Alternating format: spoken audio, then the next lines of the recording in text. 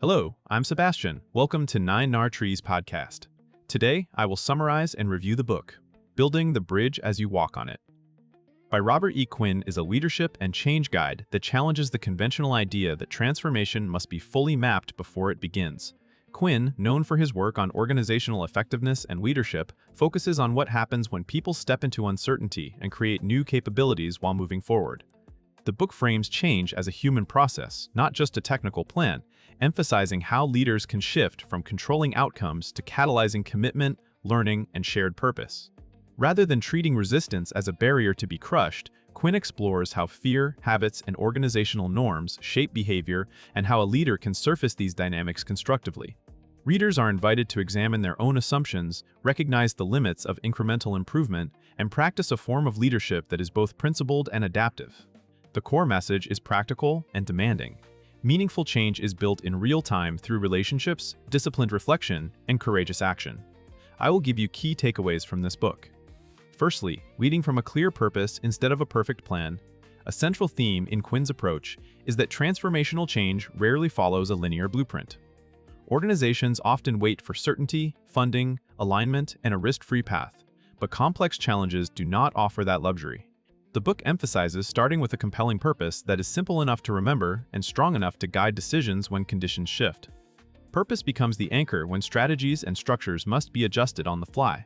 This topic explores how leaders can define the reason for change in human terms, connect it to shared values, and use it to prioritize trade-offs.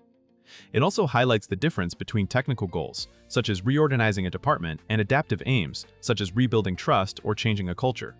When leaders pursue a clear purpose, they communicate with more authenticity and invite others into meaning rather than compliance. The practical takeaway is that a leader can make progress without knowing every step, as long as the direction is ethically grounded and consistently reinforced through daily choices, resource allocation, and visible personal commitment. Secondly, the internal shift from comfort-seeking to change leadership. Quinn argues that organizational change begins with personal change in the leader. Many change efforts stall because leaders unconsciously protect their status, routines, and sense of control. This topic focuses on the internal transition required to lead in uncertainty, moving from being reactive to being intentional, from managing impressions to acting with integrity, and from avoiding conflict to engaging it productively.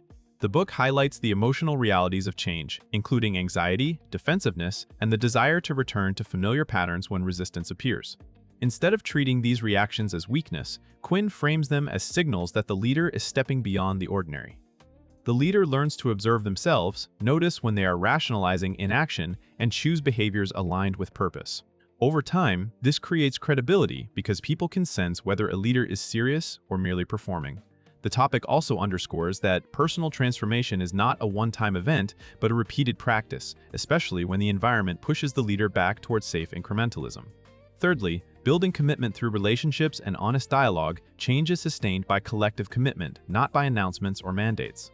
Quinn's perspective highlights relational leadership, building trust, engaging multiple voices, and creating space for candid conversations about what is working, what is failing, and what people fear losing. This topic explores how leaders can shift from broadcasting decisions to convening dialogue that surfaces real concerns. It includes the idea that resistance often contains useful information about operational constraints, cultural norms, or unintended consequences. By listening well and responding with respect, leaders reduce defensiveness and increase participation. The emphasis is not on endless consensus, but on genuine involvement, where people can influence the process and understand the reasoning behind choices. Leaders also learn to communicate more transparently about uncertainty, which can paradoxically increase trust because it feels more honest than false confidence. The practical impact is that relationships become the bridge that makes movement possible, enabling coordination across silos and creating a shared language for the change effort as it evolves. Fourthly, creating movement by acting, learning, and adjusting in real time. The book's title captures an action-oriented model of change. You build capability while you move. This topic focuses on iterative progress, where leaders take meaningful steps, learn from results, and adapt without losing sight of purpose. Instead of treating early missteps as proof that the change is flawed, Quinn encourages treating them as feedback. Leaders can design small but consequential actions that reveal barriers, test assumptions, and demonstrate seriousness. These actions create momentum and a sense of possibility, which is often more persuasive than a slide deck. The topic also addresses how to manage the tension between urgency and patience. Change requires speed to prevent cynicism, yet it requires reflection to avoid repeating old patterns under a new label. Effective leaders create mechanisms for learning, such as regular check-ins, data reviews, and story sharing from the front lines. Over time, the organization becomes more adaptive because people practice experimentation, make decisions closer to the work, and develop confidence in navigating ambiguity. Lastly, shifting systems and culture by modeling the desired future, transformational change ultimately reshapes culture, meaning the norms and assumptions that guide everyday behavior. Quinn emphasizes that culture shifts less through slogans and more through consistent modeling and reinforcement.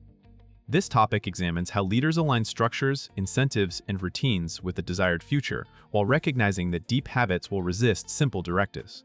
Leaders model the change by making visible choices that signal new priorities, such as elevating customer impact over internal politics, rewarding collaboration over heroics, or inviting dissent over silence.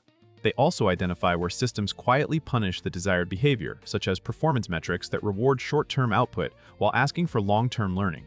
The topic explores the role of integrity and credibility. When leaders behave inconsistently, culture change collapses into cynicism. When leaders embody the values they advocate, they create permission for others to do the same.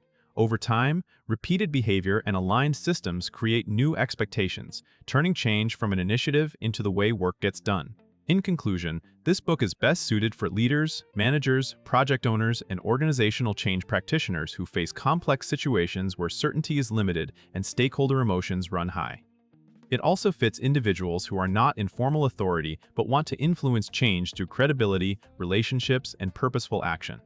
Readers benefit because the book focuses on the lived reality of transformation, fear, resistance, imperfect information, and the temptation to retreat into safe routines. It helps clarify how personal integrity, clear purpose, and adaptive action can generate momentum when traditional planning falls short. The ideas encourage readers to examine their own default behaviors and replace control-seeking habits with learning-oriented leadership that invites commitment rather than compliance. Compared with many change management books that concentrate on step-by-step frameworks, Quinn emphasizes the inner work and relational work that determine whether any framework succeeds. That blend makes it worth buying for anyone who has seen well-designed initiatives fail due to culture, trust, or leadership inconsistency. It offers a practical mindset for building capacity while moving forward. If you would like to support Robert E.